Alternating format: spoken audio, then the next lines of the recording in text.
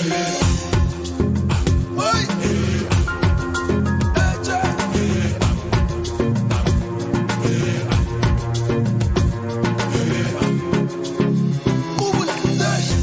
leri nga hundza hi lemukile leswaku ma-PPC a nge tshuki a tikombisile leswaku i wanuna emahlweni ka mhani wa yena.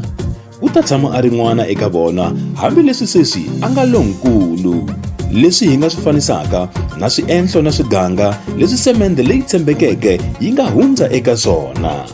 Van'wana va yi tiva hi vito ra Pretoria Portland Cement, misava hinkwayo va yi tiva hi vito ra PPC ya swimakiwa swo hambanahambana, leswi ku nga ku vuyeriwa eka tikhasimende ta yona. Ku nga leswi ma-PPC a vulavula hi swona leswaku PPC yi na app leyi vuriwaka Show Rewards. Eka mavhiki lawa hundzeke, ma-PPC hi yena a nga vuyeriwa. Xana sweswi i mani loyi a nga ta vuyeriwa ke? Mina ndi ehleketa manana muaki. Leyi i Dikahome. Leswi swi ku fanerile hinkwaswo murhandziwa. A ni tivi na munhu na wun'we la tirhaka hi matimba na hi ku hiteka ku fana na wena wa tivi. Mina na yi hlonipha nganga ya wena. Ni tiva swidyondzeki leswi a swi fanele ku hlurile swona, kambe hi wena lowo tshamela ku wina. Hey, wa tiva murhandziwa wa mina, ku vula ntiyiso mina ni khensa ku va u kote ku ta titsona vurhongo u ri karhi u ni rhumela mabulo hi riqingho. Hey, phela u ni pfunini mani eka xiringanyeto xa bindzu ra mina no hi tirha hi matimba nga ku hava mundzuku. Hayi ti khensi wena n'winyi ku va u tile na miehleketo ya bindzu no tlhela u lava ku dyondza hambi swi nga olovi. U amukela na swisolo hi moya wa kahle, u fanele ku ti khensa na wena. Hayi wa vorisa mani xiliva xa mina. Wa tiva sweswi na swi twisaka kahlekahle a va ku yini loko va ku wansati hi yena vumundzuku. Phela a hi yena ntiyisweni. A ni ta va ni nga sungulangi mina hambi ku hoxa nyana xiringanyeto lexi twakalaka le ka PPC le. Wa vona se loko nga ri wena nga ni pfuna na khensa mani khensa ku va wena ku ta ni pfuna hi mihleketo ya wena leyi ya van'wamabindzu leyiwani. Wa swi vona loko wonge a wu pasile ntanga 10 ni vula grade 12 weno ivi u yisa tidyondzo ta wena emahlweni a wu nga ta lava ku pfuniwa hi Lucy ni kambe a wu ta va u ti endlerile hi wexe. Tlhelela xikolweni u yisa tidyondzo ta wena i tatana Machingelani ni vula wena Mr Girivani. Vanhu va ka PPC va ta fika nkarhi muni ku ta delivera muchini wa wena? Nkulukumba mashudu ramba wa va te vona va le ndleleni. Se xilo xa mina ni byela nwani bona kasi tatana mupfuni vele kwini hikuva phela hi vona lava ni fanela ku amukela muchini lowani na vona lowani. U rivala njhani mamazala wa wena? Xana ku amukela ka wena muchini swi ta katekisiwa njhani va nga ri kona mani muaki? La wa ta dyondzisiwa swo tala munghana. Hambi swi ri tano ni vona swi ri kahle loko a nga ri kona hi ku a nga miyeli loko a za a sungula ku vulavula. Ma-PPC na yena u lo swi swa mhana yena ni vula leswo tshava ka jakatsela. Se u ya amukela u ambarile hembe leyo saseka so? Hayi phela hi yona leyi u fanele u mbala yona hi siku ra mucato leyi. Hayi mani xiluva xa mina ni tsikinyana ni languteka ni tlhela ni nung'wala kahle mani nga ku ni n'wana nkuminyana ka siku ra namuntlha ntsena wa swi vona. Leswin'wana swa ma-overall hayi hi ta swi vona mundzuku sweswo. Hayi why u nga mbali overall ra wena ra PPC mara? Na swi vona ku ri la a ka ha ri na loyi a vulavulaka na mina na famba mina. U tiyisile murhandziwa ku kota mbali? Hayi i ku n'wi bisa hi moya mani. Vona la murhandziwa ni ku byerini ni ku u nga ti dyeli nkarhi hi ku vulavula na vanhu lava kokela tlhelweni leyi. I ku ti dyela nkarhi phela ku vulavula na vanhu va fana na lavona.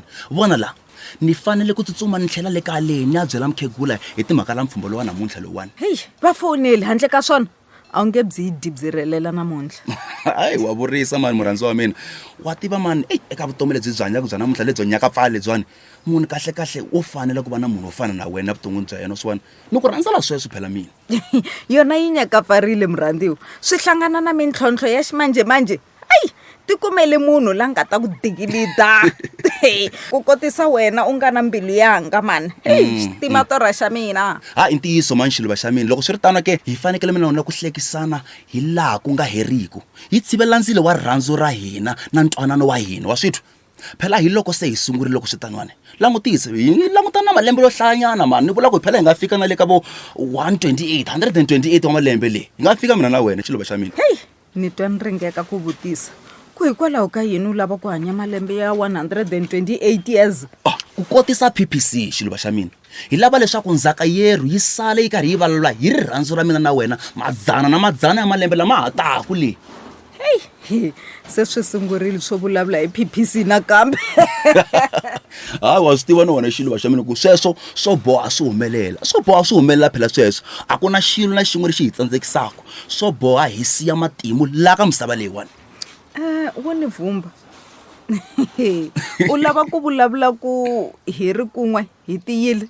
u swi tiva kahle na wena loko mina na wena hi rambirhi hi tiye ngopfu xiluva xa mina Ai, i ntiyiso wona walowo. Hi tiyile hi ri swin'we.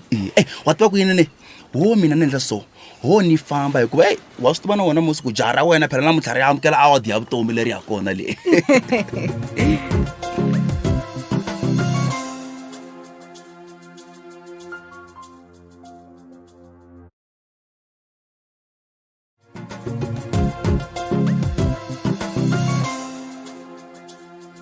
baka hina a ni ha vula ku swa tsakisa ku vona PPC yi pfuna vanhu ku kurisa mabindzu ya vona ngopfungopfu vantshwa lava nga na tindlela ta vutumbuluxi bya bindzu leswi yisaka eka vunduku lebyinene bya vuako bya miako ya hina. Ni ri n'wana wa mina yaloye i xiphuphambera ene u na byongo byo tirha u swi tekelela ka mina mana wa yena laha heyi ha mi tiyisile mani muaki ha swi tiva sweswo kambe a hi kombela hi nyika nkulukumba Mashudu Rambawu nkarhi wo hetisa xiphichi lexa xa yena wa mi kombela please ma Mani muaki va tiyisile ma-PPC i ntlhari ya tintlhari.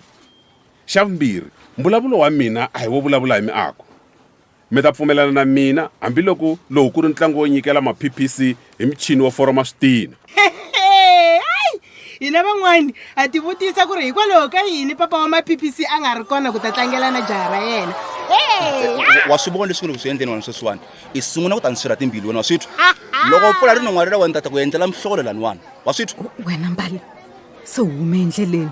Wa swi tiva na wena ku a hi vulavuli hi papa akani laha. ya ku tsema ka mhaka ne mina ni ta hlamula xivutiso tana haleni ni ta ku hlamula wena nhwanyana ndi wena manana muaki a hi nge pfumeli hina ku onheriwa ntlangu ma no security wa nga tshinela haleni tiyisisa leswaku loyi wa Mbali loyi wa mugana loyi wa n'wana wa mina Lucy loyi a xi humi xi humese mi nga xi kokakoki mani xilo rahiwa hi mbhongolo kambe xa ha ri wansati no mani xi heleketeni xi huma kahle ya a humi tshinelani baka ya a humini kahle ya ayi a na ha lava ku ku hoxa rin'we kumbe mambirhi yo khensa ndhawu leyiwani a ni ta va ni nga ri na wona nkateko lowu ni nga na wona eka siku ra namuntlha lowu nga ri vavasati vambirhi lava nga va kona evuton'wini bya mina wo sungula ndzi rhandza ku ta khensa mhani wa mina loyi a nga sindzisa leswaku ni fanekele ku tirhisa semende ya PPC minkarhi hinkwayo ya swi tiva ku minkarhi yin'wani va ti vuyisa kambe va swi tiva leswaku vanhu va fanekele ku tirhisa tisemende ta quality hayi i ntiyiso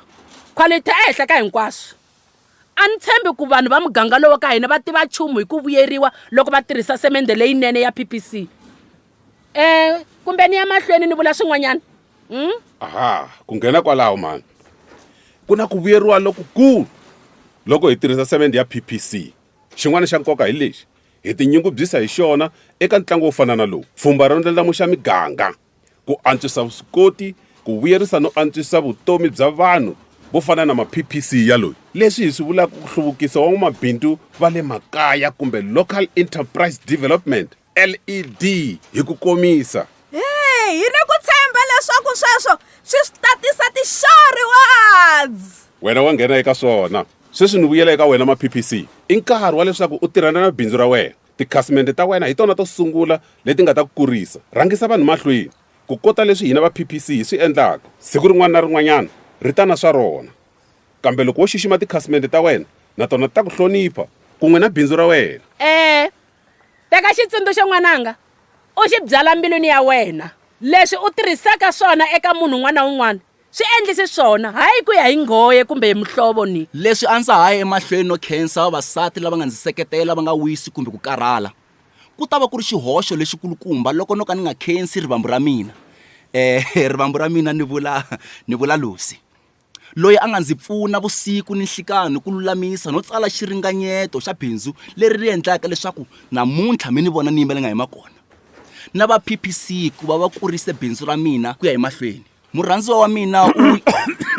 ya wena jaya swi kahle ku rhandza vanhu lava hoxeke xandla hi le kunene evuton'wini bya wena swi kahle leswaku u langutisa endzhaku u vona vanhu lava ku pfuneke no cinca gondzo ra vutomi bya wena kambe se nkarhi no nkarhi hayi u bondzoka jaha ra mina ndzi tlhela ndzi khensa mina n'winyi ku va ndzi lavile ku tiva swo tala hi PPC na swimakiwa swa vona leswi va swi xavisaka.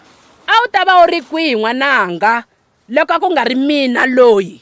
Marito yo khensa ni ya kongomisa eka n'wina tatana mupfuni ku va mi nga karhalanga loko minkarhi leyiwani hinkwayo ni vile xichinana xo vutisa ni ri karhi ni lava tinhlamulo. Ni vula ni vutisa siku na siku ndzi ri karhi ndzi vutisa hi mayelana na nkoka na quality no tiya ya swimakiwa swa semende ya PPC. Tatana mupfuni hakunene n'wina mi encyclopedia ya semende futhi na tshemba leswaku na ha to dyondza swo tala eka n'wina hikuva na bindzu ra mina ro foroma switina ri kona kwala jariteni ya n'wina. Sweswi mi nga ha vula va 2C Hardware leswaku hi yona one stop ya swo aka. Mina ma PPC Brickyard na va 2C Hardware ya n'wina hi kona kwalaniwani ende mi nga tshembela eka hina. So ke ma PPC loko u karhi u kula eka bindzu leri u nga siva ni ndzhaku. Ni vula leswi hi ku hina vanhu hi lava ku tirha hi rihoxe. Tekela enhlokweni xilo xo fana na cellphone i gadget leyi tirhisaka ku fana na computer, camera, remote control tanihi ATM. Swa fana na le ka vanhu katsa vanhu leswaku u ta kota ku tiya ha tinyungubyisa hi wena ma PPC. Xa hina i ku vona leswaku va aka ndhawu va dikagong hinkwavo ka vona va tirhisa semende ya quality ya ku antswisa vutomi bya vona. Nkulukumba Rambawu mi swi veketerile kahle mina a ni nge tatisi kumbe ku hunguta ni pfumelane na yena ma PPC ku n'wi nyiketa nkarhi a vula rito ro hetelela loko mi nga se n'wi nyikela xichinana tanihi leswi na nkarhi ma swi vona na n'wina u dyiwe hi kondlo. Xo sungula ndzi rhandza ku khensa n'wina vanghana va mina hinkwenu.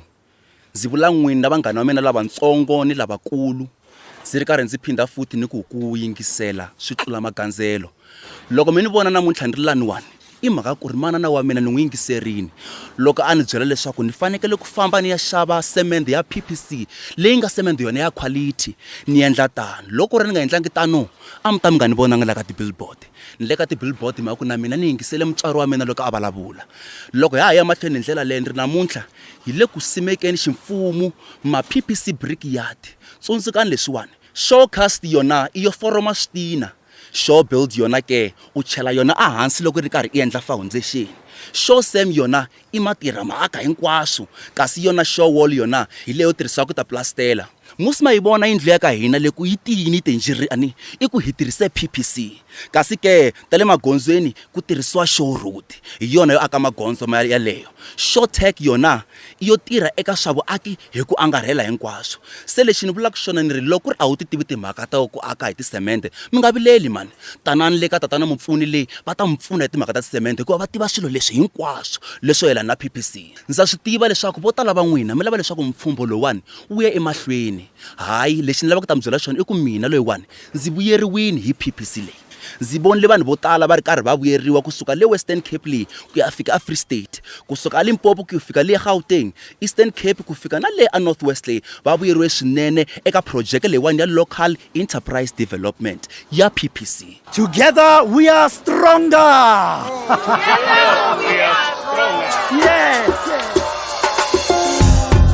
Yalawa i makumu ya ntlangu wa hina wa xirhandza wa Dikagong ku tshova ka swona timbilu na mimoya ya hina. Xana vutomi bya wena a byi ri njhani loko u nga se yingisela no tivana na vaaka ndhawu va Dikagong? Ni vula ku xana a wu tirhisa semende ya muxaka wihi loko u nga se tivisiwa hi swimakiwa swo hlamarisa swa PPC? Leswi se u tivaka swo tala hi semende swi tsandza kwihi ku ringeta ya PPC? Loko ku ve se a ku ri khale u yi tirhisa a hi hangalaseni mahungu lawa leswaku hi ta aka miti na tiyindlu ta hina to tiya hi ri karhi hi tsundzuka leswaku hi tiya loko hi ri swin'we. Hi aka hi semende ya khampani leyi nga na malembe ya 128 yi karhi yi hanya. Dzana ra malembe a hi ntanga ya munhu. PPC yi kona ku hi pfuna ku aka tiyindlu na makaya ya hina. Vonani hi ma PPC na mhani wa yena manana muaki. Xo biha xa kona i makumu ya ntlangu wa Dikagong kambe hi ta ya emahlweni hi aka no aka hi vuntshwa Afrika-Dzonga lerintshwa. Nghena eka Facebook page ya PPC Africa na Twitter page ya @ppc_Africa, eka Instagram @ppc.africa ku nghenela mphikizano wa vhiki na vhiki laha u nga ti winelaka masagwadi na ku nghena eka nxaxamelo wo wina masagwadi lamakulu emakumu ka ntlangu wa swiphemu. PPC, strength beyond.